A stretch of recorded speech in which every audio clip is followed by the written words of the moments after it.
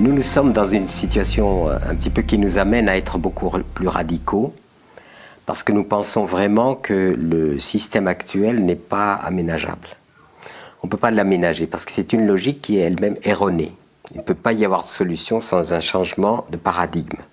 C'est-à-dire, jusque-là, on mettait le profit au cœur de nos préoccupations, au cœur de la logique, comme alibi fondamental de sa raison d'être. Et il faut que nous arrivions à mettre l'humain et la nature au cœur de nos préoccupations et organiser la société à partir de ces critères-là.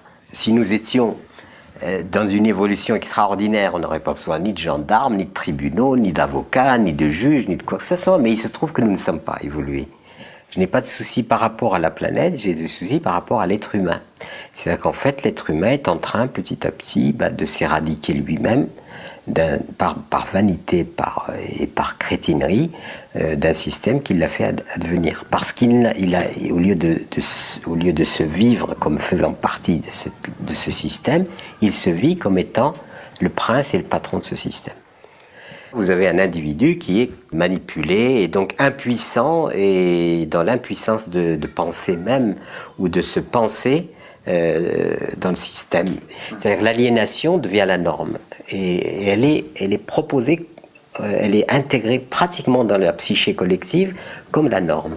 On a établi une idéologie qui malheureusement est erronée. C'est une idéologie de la combustion énergétique, du profit limité, de la croissance illimitée, etc. C'est comme si on oubliait que notre planète est quand même limitée.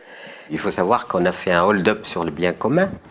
Que ce soit la terre, l'eau, que ce soit la biodiversité, toutes ces choses-là, les savoirs et les savoir-faire même, etc. Il y a eu une espèce de détournement, disons, de ces biens qui devraient être considérés comme le bien collectif et non pas le bien privé.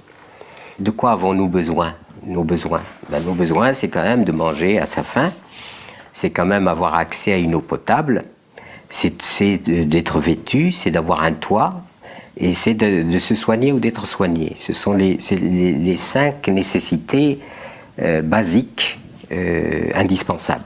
Quand vous voyez des entreprises faire des profits colossaux et en même temps ça s'accompagne d'évacuation de milliers de gens, on ne peut pas prétendre que ce soit de l'économie. Il faut arrêter d'appeler ça économie.